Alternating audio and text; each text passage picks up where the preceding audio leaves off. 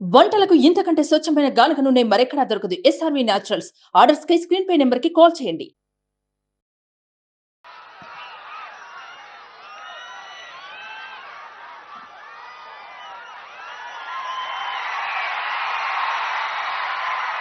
నా రాజోలు అనే పదం కోనసీమ కొబ్బరి బొండంలో ఎంత తీపి ఉండదో నాకు అంత తీగి ఉండదు ఆ మాట. రోజు జనసేన 2019లో ఒక్క విజయం, ఒక్క రాజోలు విజయం.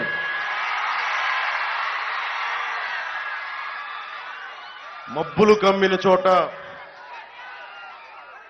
అసలు వెలుతురు లేని చోట, గాఢాంధకారం ఉన్న చోట రాజోలు విజయం చిన్న వెలుగు రేఖ. నాకు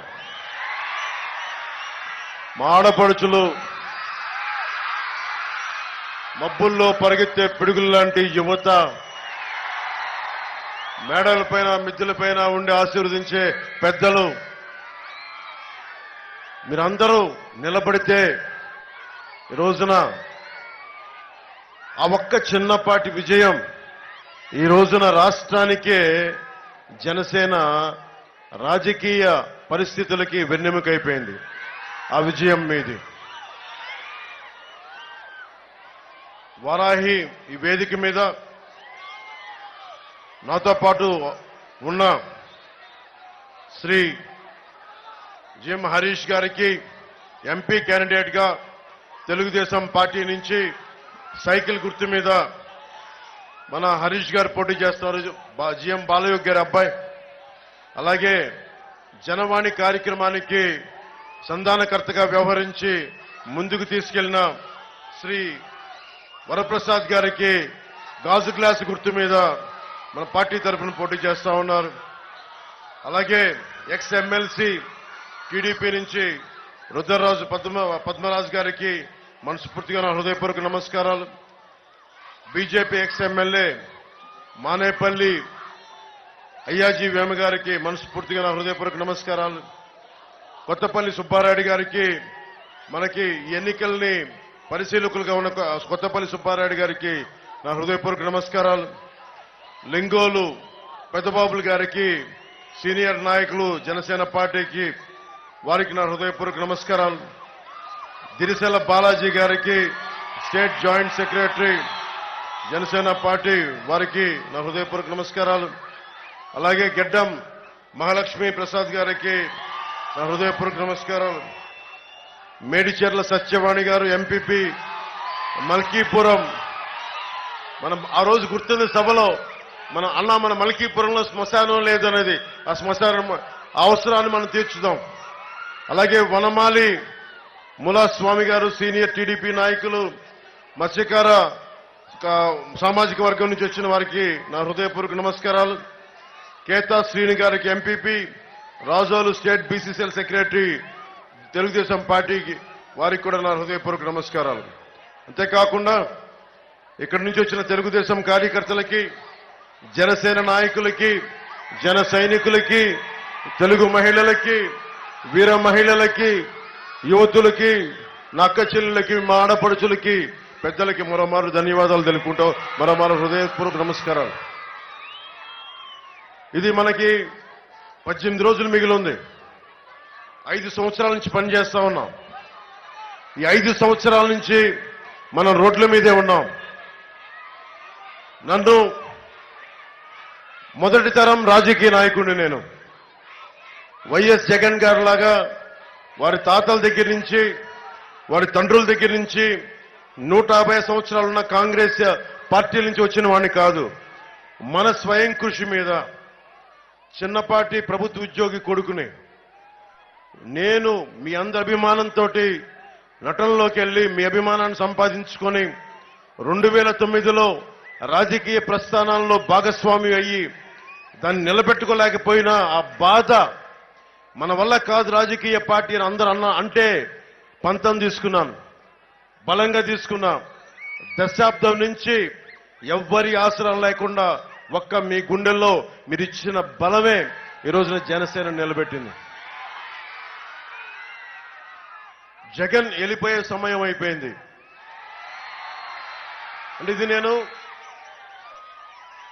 శ్రీకాకుళం, విజయనగరం, ఉభయ గోదావరి జిల్లాలు, నర్సాపురం, ఏ మూలకి వెళ్ళినా, నిన్న రైల్వే కోడూరు వెళ్ళినా, రాజంపేట, కడప వెళ్ళినా, తిరుపతి వెళ్ళినా, ఏ మూలకి వెళ్ళినా ఒకటే, ప్రభుత్వం మారిపోతుంది, వైసీపీ ఓడిపోతుంది. దీంట్లో ఏమాత్రం సందేహం లేదు. నేను ఎన్ని చెప్పినా, నేను మీకు ఇప్పుడు కూర్చోబెట్టి ఓటు వెయ్యడమే మార్పు. రాజోలకి మనం ఏం చేయగలం, రాజోలకి మనం ఎలా నిలబడగలం?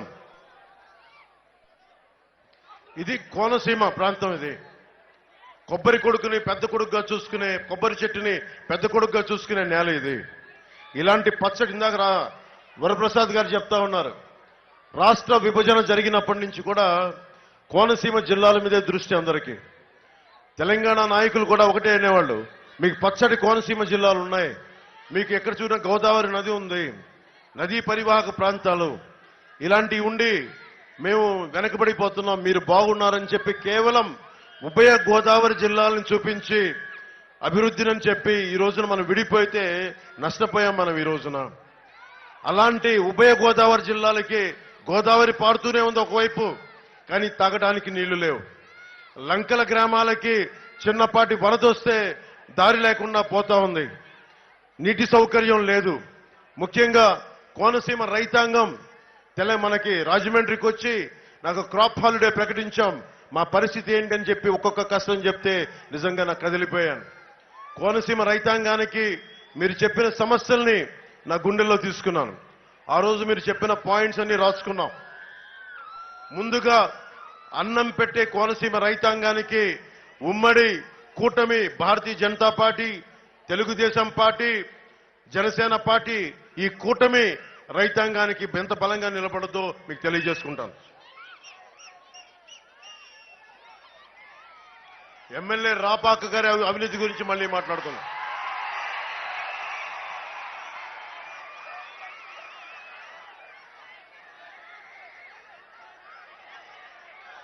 (2022) కోనసీమలో వరి పండించే రైతులు పంట విరామం ప్రకటించారు.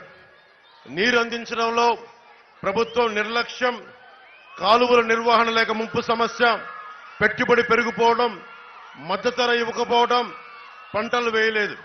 దాదాపు 13 మండలాల్లో పక్క నియోజకవర్గంతో సహా, అమలాపురంతో సహా క్రాప్ హాలిడే ప్రకటించారు. రైతులు నాకు చెప్పింది ఒకటే, మాకు ఎకరానికి 25,000 నష్టం కలుగుతా ఉంది. అదే కౌలు రైతు అయితే 45,000 నుంచి 50,000 నష్టం కలుగుతా ఉంది. రైతు భరోసా కేంద్రాల ద్వారా అమ్ముకోవాలంటే 1,00,000 నిబంధనలు పెడతా ఉన్నారు. అమ్మినా సకాలంలోకి డబ్బులు రావడం లేదు. కౌలు రైతులకి గుర్తింపు కార్డులు అందించడం లేదు. పంట కాలువలు పూడికలు తీయించడం కానీ, మరమ్మతులు చేయించడం కానీ, ఏటిగట్లు పటిష్టపరచాలి, ఇవేమీ చేయట్లేదు. తొలకరి పంట సమయంలో భారీ వర్షాలు, విపత్తుల వల్ల పంట నష్టం కలుగుతా ఉంది, ధాన్యం రంగు మారుతా ఉంది. ఇది మా దృష్టికి తీసుకొచ్చిన సమస్య. సుమన్ టీవీలో మీ పర్సనల్ అండ్ బిజినెస్ ప్రమోషన్స్ కోసం కింది నెంబర్కి కాంటాక్ట్ చేయండి.